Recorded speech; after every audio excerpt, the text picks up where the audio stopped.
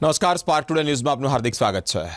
દર વર્ષની જેમ આ વર્ષે પણ 1 ફેબ્રુઆરીએ વડોદરા શહેરમાં વડોદરા ઇન્ટરનેશનલ મેરેથોનનું આયોજન કરવામાં આવ્યું છે. ભવ્યાતીત ભવ્ય રીતે સ્પોર્ટ્સ એટલે કે રમતગમત અને એમાં પણ મેરેથોન વડોદરા શહેર દોડે.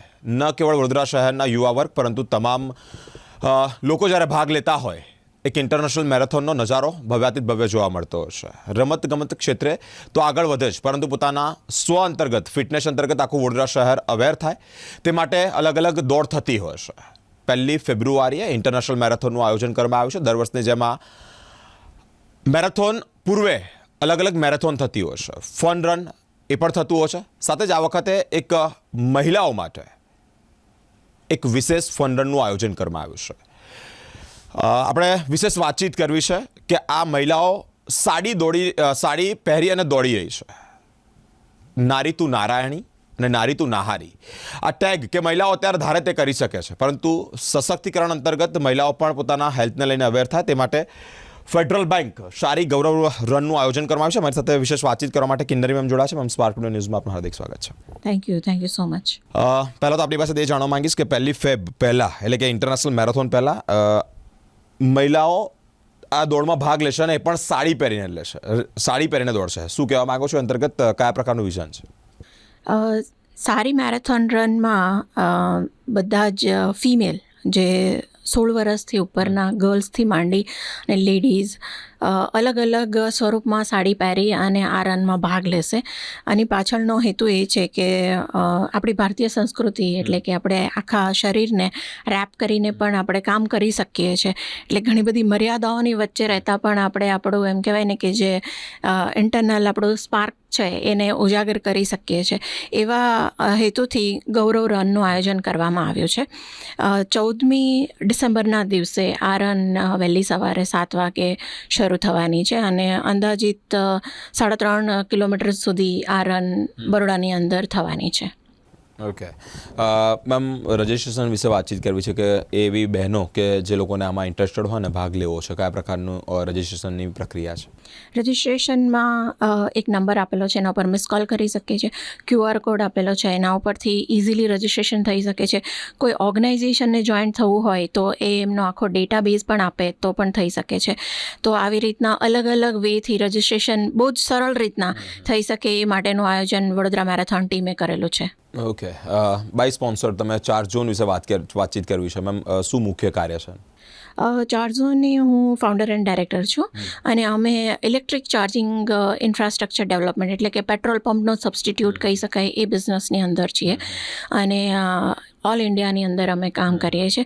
26થી વધારે સ્ટેટ્સની અંદર અમારા ચાર્જિંગ સ્ટેશન અત્યાર સુધીમાં લાગી ગયા છે અને અત્યાર સુધી અમારું કામ એવું હતું કે હાઈવેને કનેક્ટિવિટી એટલે કે એક જગ્યાએથી બીજી જગ્યાએ કસ્ટમરને જવું હોય તો એ 150 કિલોમીટરના રનની અંદર અમે ચાર્જિંગ સ્ટેશન ડેવલપ કરતા હોય છે અને હાઈવે હોટલ ઉપર કે જ્યારે કસ્ટમર શું છે 45 મિનિટનો એનો જે રિફ્રેશમેન્ટ બ્રેક કહી શકાય એ બ્રેક દરમિયાન એની ગાડી પણ ચાર્જ થઈ જાય અને એ પોતે પણ ચાર્જ થઈ જાય અને પછી વ્હીકલ ચલાવી શકે એવી રીતના અમે કરેલું હતું.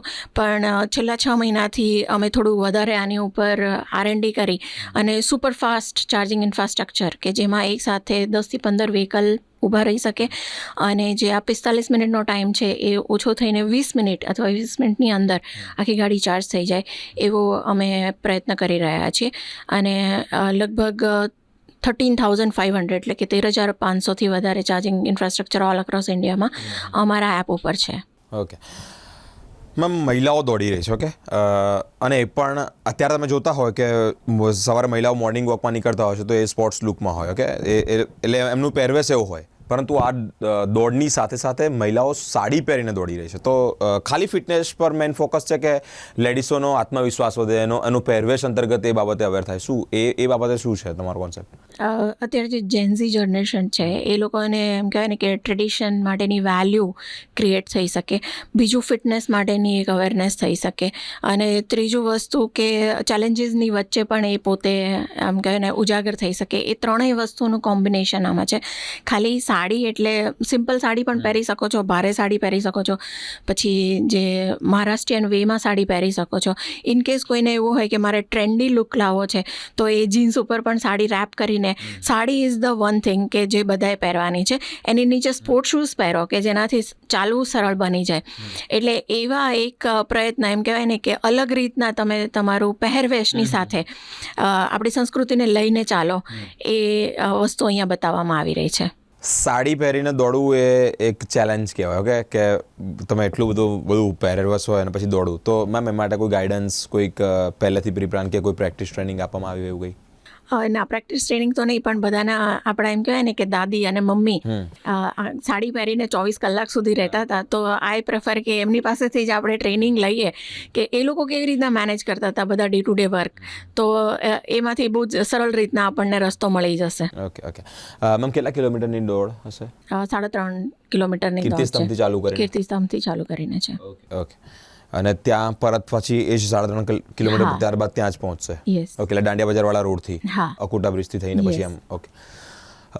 ઇફ કોઈક મહિલાઓ જોડાવા ઈચ્છે છે તો ઓફલાઈન રજિસ્ટ્રેશન કે ઓનલાઈન, શું છે પ્રક્રિયા? ઓફલાઈન અને ઓનલાઈન બંને રજિસ્ટ્રેશન ઉપલબ્ધ છે. ઓફલાઈન કેવી રીતે? ઓફલાઈનમાં એક નંબર આપેલો છે કે જેમાં ફોન મિસ કોલ કરશો, દેન મેરેથોન ટીમ કનેક્ટ કરશે. અને સ્કેનર છે એના પરથી પણ થઈ શકે? સ્કેનરથી તો ઇઝીલી થઈ શકે છે. Okay. Thank you so much ma'am. Thank you. એક આત્મસન્માનની વાત આવી રહી છે, સાથે જ ગુજરાતી જે મહિલાઓ છે, ગૃહિણીઓ કહેવાય, કે જેઓએ સાડી પહેરીને અત્યાર સુધી કામ કર્યું, તો આજની એ મહિલાઓને અઘરું કેમ લાગે છે? ચેલેન્જ છે એક મોટી, પરંતુ એ ચેલેન્જ એક્સેપ્ટ કરે તો બધું જ સરળ છે અને ઇઝી છે. અને તે માટે જ એક દોડ રાખવામાં આવ્યું છે કે જે મહિલાઓ સાડી પહેરીને દોડશે. સાડી પહેરવી એ ઇમ્પોર્ટન્ટ છે, પરંપરાગત સાથે ફિટનેસ અને આ બધી જ બાબતનું એક કોમ્બિનેશન ભેગું થાય. તે માટે ઓફલાઈન પણ મહિલાઓ જે જોડાવા ઈચ્છતી હોય કે આ રનમાં ભાગ લેવો છે, તો ઓફલાઈન પણ વ્યવસ્થા છે તમે જોઈન થવા માટે. અને ઓનલાઈનમાં સ્કેનર છે કે ત્યારે અમારા ચર્ચાના અંતે એક સ્કેનર મૂકવામાં આવશે, તેના પરથી પણ મહિલાઓ આ રનમાં ભાગ લઈ શકે છે. 2 ફેબ ઇન્ટરનેશનલ મેરેથોન જ્યારે યોજાવાની હોય તે પૂર્વે જ આ ફન રનનું પણ આયોજન કરવામાં આવ્યું છે. એટલે કે જે પણ મહિલાઓ આ રનમાં સાડી પહેરીને જોડાવી ઈચ્છતી હોય, એટલે કે આપણી જે પ્રણાલી છે, આપણી જે પરંપરા છે કે સાડી એ આપણો કહેવાય કે દાદીના સમયથી લઈને અત્યારે મમ્મીથી લઈને અત્યારનું જે જનરેશન એ બાબતે થોડુંક સ્કીપ કરી રહ્યું છે કે સાડી એ અઘરી વસ્તુ છે. એ પહેરીને કોઈ સ્પોર્ટ્સની એક્ટિવિટી ન થાય, એ પહેરીને દોડાવાય ને, એ પહેરીને આ ન થાય, એ તમામ બિલીફ ક્રેક થાય અને મહિલાઓ સાડી પહેરીને દોડતા થાય. મેં જે કહ્યું તે જ પ્રમાણે કે આત્મવિશ્વાસ વધે સાચા અર્થમાં. એ વસ્તુથી બધું જ થઈ શકે છે કે તમે તમારા પહેરવેશથી લઈને તમે સ્પોર્ટ્સની એક્ટિવિટી લઈને રન એટલે કે દોડી શકો છો. તમામ વસ્તુ થઈ શકે. તે માટે ચાર્જ ઝોન જે સ્પોન્સર છે તેઓ દ્વારા એક ખૂબ ભવ્યાતિ ભવ્ય આયોજન કરવામાં આવ્યું છે. તમામ મહિલાઓને સ્પાર્ક ટુડે ન્યૂઝ દ્વારા એક અપીલ કરવામાં આવે છે. ચર્ચાના અંતે અહીંયા જે QR કોડ સ્કેન કરી અને તમે પણ આ રનમાં ભાગ લઈ શકો છો. મહિલાઓના સર્વાંગી વિકાસ માટે આવી પ્રવૃત્તિઓ થવી જોઈએ અને થતી રહેશે, પ્રશંસનીય છે અને સરાહનીય છે. સ્પાર્ક ટુડે ન્યૂઝ અલગ અલગ મહાનુભાવો સાથેની વાતચીત આપ સુધી પહોંચાડતું રહેશે. અમારી સાથે તમામ એપિસોડ જોવા માટે સ્પાર્ક ટુડે ન્યૂઝ પર જોડાયેલા રહો. કેમેરામેન નિસર્ગ સાથે હું બિરેન, સ્પાર્ક ટુડે ન્યૂઝ.